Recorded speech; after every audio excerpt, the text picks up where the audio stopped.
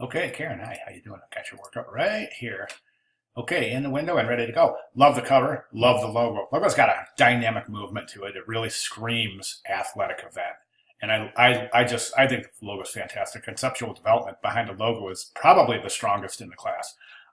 With the Vail, Aspen, Denver, Colorado Springs, really, really good concept there. Good execution. Nice relationship between the background image. Cover looks fantastic. The logo is playing with the background image very, very nicely. So good job there. Okay, let's start getting into the layouts. I think the page mechanics is good. Each page individually has very, very strong mechanics. Good use of white space, very inviting pages, not too much information. Pages aren't cluttered at all. So fantastic job there. Couple of things. The one thing I want to mention is your typography is fantastic. I think the typographic color in your paragraphs is just gorgeous. I mean, it's not too dark, it's not too light. I think your kerning and leading is executed very, very well. The relationship between your headline and your body copy is actually really, really almost perfect. I mean, I think that the size relationships, scale relationships are outstanding. So I definitely want to mention that typography is just spectacular. Really good job there. Okay, going through the presentation. This image right here is a great introduction. I think this tells the story. You got Denver, then you got the surrounding areas, you got the mountains, and it just really, really is a great introduction to the fact that you're going to use this four-phase process or concept to host the different events in the four different locations. This image is really good, and one thing I would recommend here is go back in Photoshop and mess around with your blending modes. I think a color blending mode here would really, really do this image justice. What it's going to do is it's going to prevent this from looking a lot like vector graphics placed over a bitmap image, and allow it to kind of interact with the background a little bit more effectively. And I would say, off the top of my head, I would say a color blending mode that would allow this translucence of the background, that the roof of DIA to kind of come through in a really realistic way. You can almost see it here. I'm not real sure exactly what blending mode you're using, but you can almost see, you can definitely see parts of the roof. But I think that adjusting this kind of translucence via blending modes in Photoshop would really allow this nice realistic play between the vector placement and the bitmap background. Okay, again, each page individually I think works very, very well. I do have a couple of comments about the presentation as a whole. Now, this image, I just want to mention real quick, this image might be a little too personal for the presentation, and meaning that this is the only image of an individual other than an athlete in the whole presentation. So when I say personal, I say you've got an individual sports medicine worker here. As opposed to that, I would say maybe show a facility. I think it would probably be a lot less jarring, because right now, when you place a face on a page, any layout at all, the eye immediately goes to that spot. I think that right now that image right there draws a lot of attention, and the reason is because we're drawn to human faces, as we always are. So in an athletic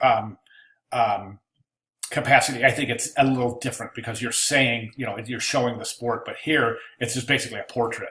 So I think it's a little too personal for the presentation itself. I hope that makes sense. If not, let me know. I'll see if I can describe that a little bit more effectively. But again, I think maybe an image of a facility would suffice probably a little more effectively in this situation.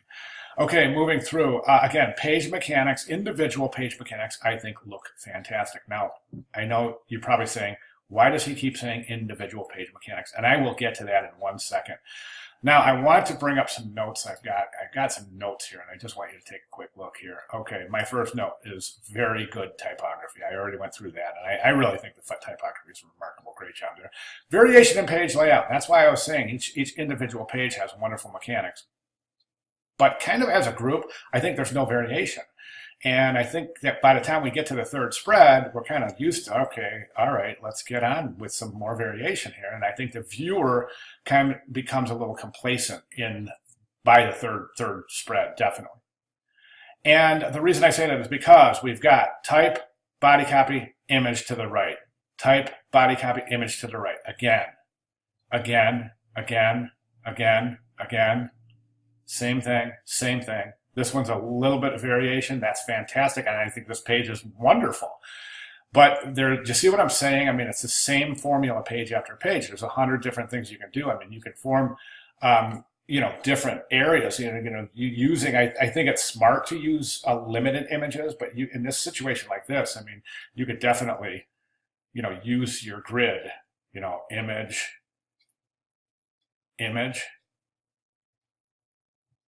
Do you see what I'm saying? Or here, maybe even image here, image here.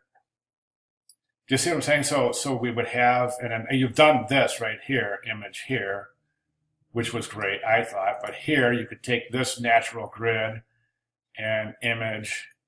Do you see what I'm saying? Or even for that matter, image. You see, I just think it would really be interesting to introduce some variety into those pages. Okay, let's get back. Phase 3. No pictograms. I don't see any pictograms at all.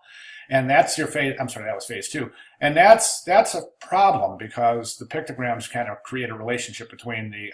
It's one of the symbols that we use to using symbols by way of pictograms to depict events that a multicultural and multilingual audience will need in order to discern where, the different wayfinding, where events are, what events are depicted by specific pictograms so that the audience knows what is being represented. Now remember, the audience is multilingual. I mean, there's many, many different languages and cultures. So that's a big part of the presentation, I think, is the pictograms, the inclusion of pictograms. Underdeveloped phase 3, we talked about that. Right now, this is it. It's your whole phase 3. I mean, I would love to see a lot more here, Karen. I think that it's really super underdeveloped. I think that in terms of phase 3 branding elements, there's all sorts of possibilities. I'm not going to go through the list because you've seen the examples. And, I'm going to be honest with you, Karen. It looks like, honestly, you know me by now, I'm honest. I mean, it looks like you ran out of time. It really does. It just looks like you just plain ran out of time. But what you've got is excellent. And then the last thing I have is back and front cover is the same image. And that's problematic as well, definitely. This image has been used before, and I would not recommend using graphics twice in the same package. Okay, so as far as these go, I would expect there to be deductions on these 4 areas here. And as I said, fantastic individual page mechanics. As a group, though, I think that we definitely need some variation in the page layouts. Okay, all right, that's what I have. I will leave this at a video critique, and I'll just go ahead and include the rubric. All right.